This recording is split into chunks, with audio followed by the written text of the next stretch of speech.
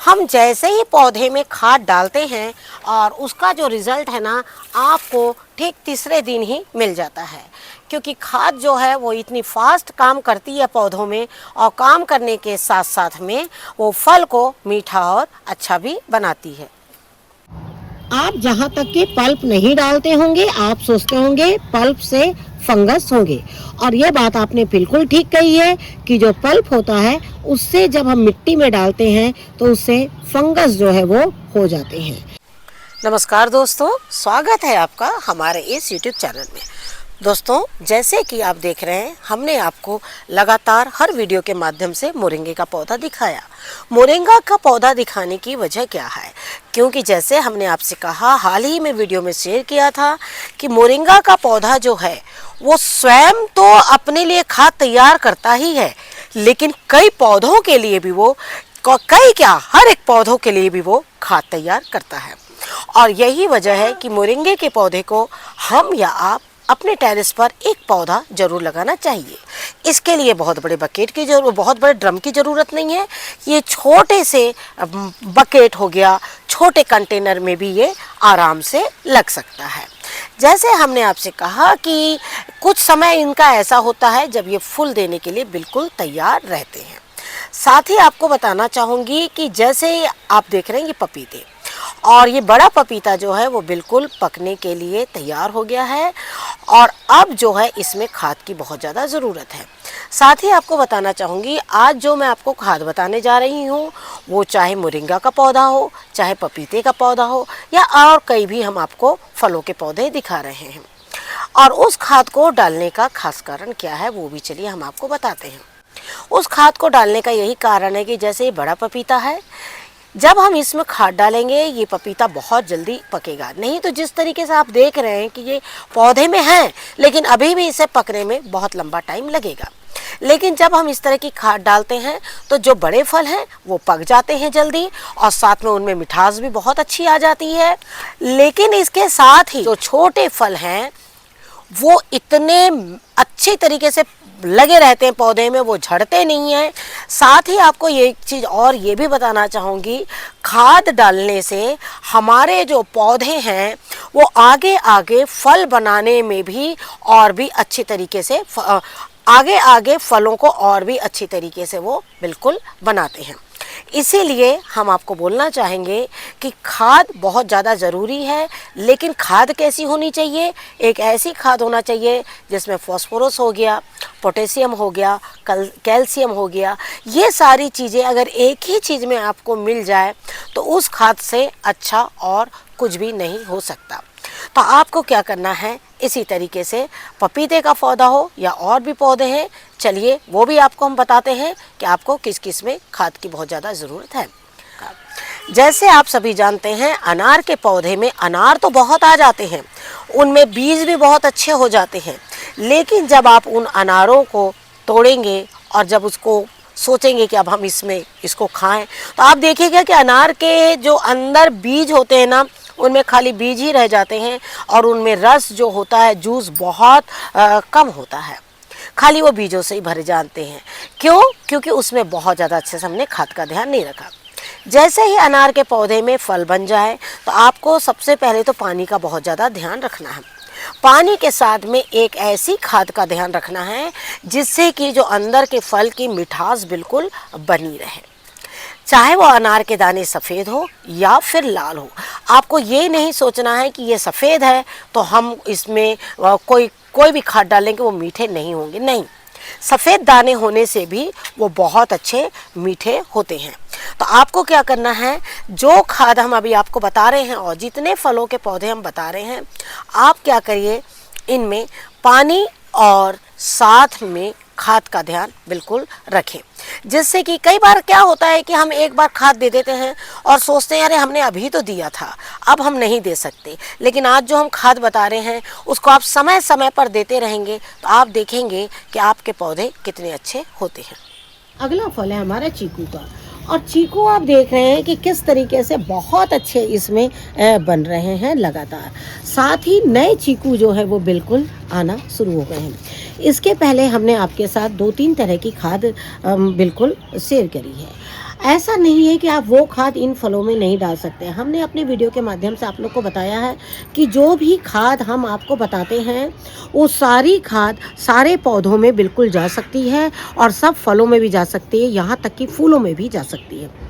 वो खाद जो है वो पूरी तरह से जैविक है, वो खाद जो वो पूरी तरह से घर में बनी हुई खाद है और इसीलिए आपको कभी भी डर नहीं है कि इसमें कोई केमिकल जैसी चीज़ है। जब ऐसी कोई चीज़ ही नहीं है तो हम उसे हर फूल, फल और सब्जियों में भी बिल्कुल डाल सकते हैं।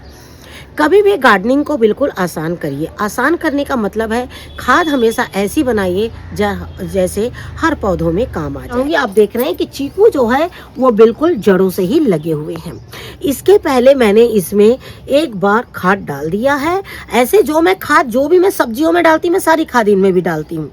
लेकिन उसके अलावा जब इनमें इस तरीके के फूल बनने लगते हैं और इस तरीके के पूरे फल जब इनमें तैयार होने लगते हैं, तब कोशिश ऐसी करती हूँ कि एक ऐसी खाद हो जिसमें कैल्शियम भी हो, फास्फोरस भी हो, पोटेशियम भी हो। इस तरह की खाद होनी चाहिए, क्योंकि जब हम मार्केट से एनपीके लाते हैं, आप भी जाते होंगे मार्केट में, जब भी एनपीके लाते हैं तो उसमें सारी चीज़ होती है। तो आप जब ये खाद लाते हैं, लेकिन हमने आपको बताया है कि जब एक छोटा पौधा जिसमें बिल्कुल पत्तों की कमी है तो आपको उसमें नाइट्रोजन युक्त खाद दीजिए। जैसे बारिश के महीनों में पौधे बहुत जल्दी जल्दी ऊंचे हो जाते हैं, क्योंकि बारिश के पानी में ही इतना उनको नाइट्रोजन मिल जाता है कि उनकी जो हाइट है वो तेज़ी से बढ़ जाती है, लेकिन उससे फल नहीं आते हैं। आपने देखा होगा बारिश के पौधे फटफट फटफट बढ़ जाते हैं, लेकिन बहुत ज़्यादा फूलों को भी झड़ा देते हैं और फल भी जो उसमें नहीं बन पाते हैं। लेकिन जैसे ही पौधा काफ़ी बड़ा हो जाता है, उसमें बहुत सारी ब्रांचेस आ जाती है, उसके बाद में ये जो है फल बनाना शुरू करते हैं। जैसे आप देख रहे हैं इस वक्त ये इसमें बौर आए हुए हैं, एक आप देख रहे हैं ये भी बौर आए हुए हैं, और ये देखिए इस तरीके से सारे टहनियों में बौर आ रहे हैं। लेकिन बौर तो आ रहे हैं, लेकिन बौर आने के बाद में हमें इसे बिल्कुल ऐसे ही छोड़ देना है। जो भी फल फूल बनाते हैं बिल्कुल छोड़ दीजिए।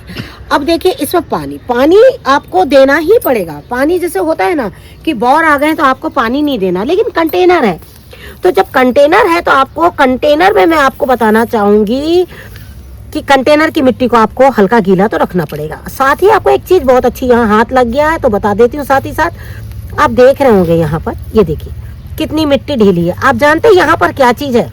इस जगह में मेरे पूरे मोरिंगा के पत्ते, यहाँ पर मैंने, ये देखिए बिल्कुल हल्की मिट्टी लग रही है आपको, ये देखिए इस तरीके से मैंने इसे यहाँ मोरिंगा के पत्ते जो है कुछ दबा दिए थे। ये देखिए आप देख सकते हैं, साथ में आप देख सकते हैं कि ये क्या, ये सब किचन का ही है मेरा, ये देखिए इस तरीके से। तो मैं आपसे सिर्फ और सिर्फ ये बोलना चाह रही हूँ कि आप चाहें तो प्रतिदिन अपने ही गार्डन से खादों को निकाल कर और पौधों में बिल्कुल डाल सकते हैं। और ये देखिए इस तरीके से फिर से इसे मैं बिल्कुल दबा दूंगी और आप देख सकते हैं यही सब खाद डालने का ये रिजल्ट देखिए कि किस तरीके से हर एक टहनी में बौर आ रहे हैं। जब आपके पौधे में इस तरह की कंसियां बन जाए तो समझ लीजिए कि आपके पौधे में बौर जो है वो बिल्कुल आने वाले हैं। तो इस तरीके से ये तो बात हो गई खाद की। तो चलिए अब मैं आपको बताती हूँ कि आज तो मैंने इन पौधों को दिखाया, लेकिन मैं किस पौधे के लिए आज खाद बना रही हूँ वो भी आपको दिखाती हूँ। बताया कि हम आपको आज कुछ खास खाद बताने जा रहे हैं और कुछ खास पौधे के लिए। हालांकि हम डालेंगे सभी पौधों में, ठीक है ना, लेकिन इस वक्त जो है मैंने अलग अलग बिल्कुल तैयार करके रखा है। कुछ अभी का है, कुछ जो है जो बिल्कुल अभी तैयार करके मैं ला रही हूँ, देखिए इस तरह से ग्राइंडर में, और कुछ जो है मैंने बिल्कुल तैयार करके रखा हुआ है। इसको आपने देखने से समझ गए होंगे ये हमारी केले की खाद। लेकिन केले की खाद में आप कई बार ऐसा होता है आप लोगों का कि आप क्या करते हैं, केले के छिलके सिर्फ इसको ही खाद के रूप में इस्तेमाल करते हैं। केले के छिलके को यानी या तो मैं तो देखिए इस तरीके से हाथ से काम करती हूँ, बहुत बिजी रहती हूँ, तो बस केले के छिलकों को इस तरीके से, ये देखिए इस तरीके से केले के छिलकों को बस इस तरह से पकड़ती हूँ और बिल्कुल इस तरीके से पतली पतली छोरों में इस तरीके से काट देती हूँ और बिल्कुल इन्हें पानी में भिगा देती हूँ। अब इसे क्या करना है, पानी में आपको 2 से 3 दिन भिगा देना। हालांकि आपने ये खाद जो है बहुत बार बहुत से वीडियोस में देखी होगी कि आपको इस तरीके की केले की खाद बनाना है और आपको इसको पौधों में डालना है। कई बार हम इसे चाकू के माध्यम से छोटा छोटा भी आप काट सकते हैं और छोटे छोटे पीसों में भी डाल सकते हैं। आप अपनी सुविधा जो है वो बिल्कुल देखकर इस तरीके के काम जो है वो कर सकते हैं। लेकिन आपको मैं बताना चाहूँगी, ये जो देख रहे हैं आप, ये सिर्फ छिलकों की खाद नहीं है, ये कि पूरा का पूरा एक केला जो है उसको मिक्सर ग्राइंडर में इस तरह से मैंने ग्राइंड करके लाया है और इस तरीके से इसके पल्प को मैंने निकाला है। केले के खाद को जब आप बनाते हैं और उसे अगर प्रतिदिन नहीं चलाएंगे तो इसके ऊपर में एक लेयर फंगस की आ जाती है। इसलिए जब आप केले की खाद बनाते हैं तो जैसे आज आपने इस खाद को बनाई है, इस तरह से ग्राइंडर में इसको आपने ग्राइंड कर लिया है। उसके बाद आपने जब भी इसको किसी भी बर्तन में खाली किया है तो अगले दिन आके इसे बिल्कुल चला लीजिए। लेकिन केले की खाद को आपको कम से कम केले की खाद ज़्यादा से ज़्यादा 7 दिन से ज़्यादा बिल्कुल केले की खाद मत रखिए, इसे बिल्कुल पौधों में डालते चले जाइए। ये तो हो गई लिक्विड खाद, ये हो गई खाली छिलकों की खाद, और ये हो गए हमारे पल्प। और इसी पल्प को जब मैंने पतला करके यहाँ पर पानी बनाया है तो वो इस तरीके से है। तीसरी चीज़ है आपके सूखे वाले केले। आप जो मीडियम साइज के जो केले होते हैं ना उसको लाइए, और फरवरी से जून तक के जून के कुछ दिनों तक के बहुत तेज़ धूप होती है, तो आप उसे जो मार्केट में आपको थोड़े पुराने केले मिल जाते हैं वो केले लाके पूरा का पूरा केले को ही सुखा दीजिए। उसमें से पानी ज़रूर निकलता है, क्योंकि केले का जो पल्प है वो मेल्ट होके पानी निकलता है। तो आपको क्या करना है, उन केलों को किसी भी मिट्टी के ऊपर में रख दें जिससे कि उसका पानी जो है निकल के मिट्टी में चला जाए और केले जो हैं वो बिल्कुल अच्छी तरीके से ड्राई हो जाए। और ये केला जो आप देख रहे हैं हम, ये पूरा पल्प के साथ में ही केला है। ये देखिए इस तरीके से, ये पूरा पल्प के साथ में ही केला है, ठीक है ना। इसको मैंने इसी तरीके से सुखाया, ये देखिए इस तरीके से। तो आप भी उसको इस तरीके से सुखा सकते हैं। सुखाने के बाद आप चाहे ग्राइंड करके डालिए या फिर जिस तरीके से हम पत्ते डालते हैं इसको थोड़ा सा चूर कर दीजिए, और चूर करके भी आप इसे अपने पौधे में डाल सकते हैं। लेकिन आज मैंने जैसे आपसे कहा कि आज मैं एक खास पौधों की आपको बता रही हूँ कि आज मैं कौन से ऐसे खास पौधे हैं जिसमें मैं आपको ये खाद डालना बता रही हूँ। लेकिन उसमें भी एक खास पौधा है जिसमें फल आ रहे हैं, और काफ़ी दिनों पहले भी हमने आपको बताया था कि आपको इसमें कौन सी खाद डालनी है। हमने उसी महीने से खाद डालना इसमें केले की शुरू कर दी थी, लेकिन इस साल मुझे रिजल्ट्स उसके मिले हैं। और रिजल्ट इसलिए मिले मेरे पास क्योंकि इस साल हमारे यहाँ ठंड बहुत थी, और ठंड की वजह से आप देख सकते हैं कि जो स्ट्रॉबेरी है हमारी वो किस तरीके से फूल जो है वो देना शुरू कर दी है। फूल ही नहीं, ये बिल्कुल फल भी बना रही है। अभी जैसे आप देख रहे हैं जनवरी लास्ट वीक चल रहा है, और लास्ट वीक के साथ साथ में ही इसमें हर एक पौधे में फल और फूल बन रहे हैं। ये देखिए, ये जो निशानी है ये फूल आने की निशानी है, और ये देखिए इसमें तो अभी खाली पत्ते हैं शायद नहीं। ये देखिए, ये भी यहाँ से देखिए नीचे देख सकते हैं आप, ये यहाँ से फूल बनना शुरू हो गए हैं। जैसे कि ये देखिए इस तरीके से इसमें ये जो फूल है ये देखिए पूरे फूल जो है वो बन गए हैं। साथ ही आपको बोलना चाहूँगी, जब हम मल्चिंग करते हैं तो मल्चिंग से स्ट्रॉबेरी को बहुत ज़्यादा फ़ायदा होता है। कुछ दिनों तक आप मल्चिंग मत करिए, लेकिन जैसे ही ये फल जब आ जाए तो मल्चिंग कर दीजिए, कि जिससे कि जो खाद है वो डायरेक्ट जो है उसमें कोई भी फंगस जो है वो ना बना पाए। मल्चिंग जो है वो बहुत ज़्यादा ज़रूरी है, और मल्चिंग के साथ साथ में ही आपको इसमें खाद की भी बहुत ज़्यादा ज़रूरत है। मल्चिंग करने के कई फ़ायदे हैं, जिसमें कि इसमें बिल्कुल मॉइस्चर बना के रखते हैं मल्चिंग से, और चेरी के पौधे को हमेशा बहुत अच्छे से इसकी जो ज़मीन है, इसकी जो मिट्टी है उसमें एक मॉइस्चर हमेशा बना हुआ रहना चाहिए। आपको बताना मैं चाहूँगी कि सबसे पहले तो इस तरीके से इसके पत्तों को यहाँ बिल्कुल इस तरीके से ढक दीजिए। अभी मैंने सिर्फ 2 पौधों की ही मल्चिंग करी है, एक इस कंटेनर की मल्चिंग करी है और एक इस कंटेनर की जिसमें फल बन रहे थे। लेकिन अभी आप देख रहे हैं कि सारे ही पौधों में बिल्कुल फल जो वो बन रहे हैं। लेकिन आपसे एक चीज़ ये भी कहना चाहूँगी कि आप स्ट्रॉबेरी में हो सके तो आप इस तरह की खाद बनाकर डालिए, जिसमें पूरा केले का पल्प भी होना चाहिए। केले का पल्प के साथ में ही इसमें आपको खाद जो है वो डालनी है। लेकिन जब आप केले का पल्प डालेंगे तो आपको दूसरे दिन आकर आपको फिर से मिट्टी को थोड़ा सा हिलाना है, और हिलाने के बाद उसमें हल्का पानी डालना है। वो चीज़ हम आपको अभी बताते हैं। आपने देखा कि इसका कलर जो है बिल्कुल काला हो गया है, और काला होने की वजह ये है कि जो हमारे पास केला था वो भी पुराना केला था, जो बिल्कुल काले हो जाते। कई बार आप मार्केट से जब केले लाएं और इस तरह रख दें तो इस तरह के केले हो जाते हैं। उसके बाद जब हम इसे पीसते हैं तो पीसने के बाद में ये थोड़े देर में ही अपने रंग में ये जो बिल्कुल आ जाता है। और ये देखिए इस तरीके से आपको मैं बताना चाहूँगी, ये एक केले का पल्प था और पूरा छिलका भी उसमें एक केले का उसमें था, और मैंने इसे लगभग 2 लीटर पानी में बिल्कुल मिला दिया। लेकिन साथ ही आपको बोलना चाहूँगी, अगर आप चाहे तो इसे बिल्कुल एक छन्नी की सहायता से अच्छी तरीके से छान कर डालें, जिससे कि इसके जो पल्प हैं वो बिल्कुल भी आपके पौधे में ना जाने पाए। तो याद रखें, इस तरीके से पौधे को थोड़ा सा हटा दें। और आप देख रहे हैं इसमें गोबर की खाद भी पड़ी हुई है। तो हमने आपसे जैसे अभी थोड़ी देर पहले ही बताया कि हम एक ही खाद सभी में अप्लाई करते हैं, कभी भी हम अलग अलग खादों का इस्तेमाल नहीं करते। अगर आप कोई भी खाद डालते हैं, याद रखें कि मिट्टी जो है ऊपर से भले ड्राई हो, लेकिन अंदर की मिट्टी बहुत ज़्यादा ड्राई नहीं होना चाहिए। इसमें जो केले के थोड़े बहुत पल्प हैं वो बिल्कुल नीचे की ओर बैठ गए हैं, और ये देख सकते हैं आप ग्लास में कितना पतला पानी नज़र आपको आ रहा है, ये देखिए। तो इस तरीके से आपको क्या करना है, ऐसे पानी जो है अपने फलों के पौधों में, जो हम फल के पौधे आपको दिखा रहे हैं उनमें बिल्कुल डालते चले जाइए। और कम से कम 1 गिलास हमने इसमें 1 से 1.5 गिलास डाल दिया, क्योंकि इसमें पूरे फल आए हुए हैं।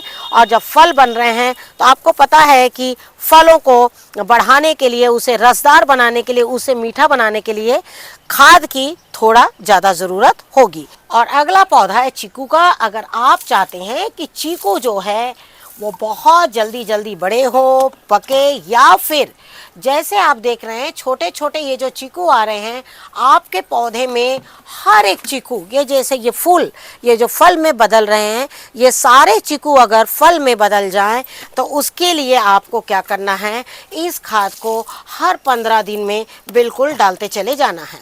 साथ में हम जो और भी खाद आपको बताते हैं वो खाद को बिल्कुल डाल सकते हैं। तो इस तरीके के जब आप ऐसे पौधों में आप ऐसी खाद डालेंगे तो आप देखिएगा जैसे ही फल बन रहे हैं, जैसे ही फूल बन के फल में जैसे ही पौधा तब्दीली इस तरीके से हो रहा है और फल अगर इसमें आ गए हैं तो आप बिल्कुल ये खाद को डालिए। आप देखिएगा फल में मिठास, फल में चिकनाहट, और जो फूल छोटे हैं वो भी फल बिल्कुल बन जाएंगे। मैंने आपको दिखाया सबसे पहले कि सहजन के पौधे में अब फूल बन रहे हैं, अब हम चाहेंगे उसमें बिल्कुल फल बनने जाए। हमने इस पे भी वीडियो शेयर किया हुआ है आप लोगों को कि किस तरीके से पौधे की शुरू से ही देखभाल करनी है। जिस तरीके से आप देख रहे हैं पपीता जो है वो बिल्कुल पक रहा है, तो मैं चाहूँगी कि इसमें जो है एक अच्छी मिठास के साथ में तैयार का। और ये देखिए अनार में भी हमने डाल दिया। अनार का पौधा बड़ा है और बड़ा होने के साथ साथ में ये जो है इसमें फल जो है वो ज़्यादा बन रहे हैं। तो अब हमें क्या करना है, इसमें कम से कम आधा से 1 केले का आप पूरा भी पल्प पीस कर और इसमें डाल सकते हैं। अब बात आई केले के छिलकों की। इस तरह के जो केले के छिलके आपके बच जाते हैं, अब आप क्या कर सकते हैं, इन केले के छिलकों को सुखाने से ज़्यादा अच्छा होगा आप इन्हें क्यारियों में पौधों का डिस्टेंस मेंटेन करके, जैसे आपको हम बता रहे हैं अनार तो काफ़ी अंदर है, देखिए इस पौधे में बताते हैं, जैसे हमारा पौधा ज़्यादातर यहाँ पर है, ये पोर्शन मेरा पूरा खाली है। अब आप क्या कर सकते हैं, इस जो केले के जो छिलके हैं आप उनको यहाँ पर दबा दीजिए और आप देखिएगा कि आपके पौधे कितने ज़्यादा अच्छे हो जाते हैं। तो इस तरीके से आपको क्या करना है, अपने पौधों पर काम करिए और समय समय पर खाद में थोड़ा बदलाव करिए, लेकिन वो बदलाव कब होना चाहिए इस बात का आपको ज़रूर पता होना चाहिए। तो आशा करती हूँ जिस तरीके से हमने आपको बताया कि कौन सी खाद कब और कैसे डालें, तो इस तरीके से आप डालिए। आप देखिएगा आपके पौधे बहुत अच्छे होंगे, फल भी मिठास बिल्कुल भरे हुए होंगे। Thank you very much. नमस्कार, जय हिंद, जय भारत।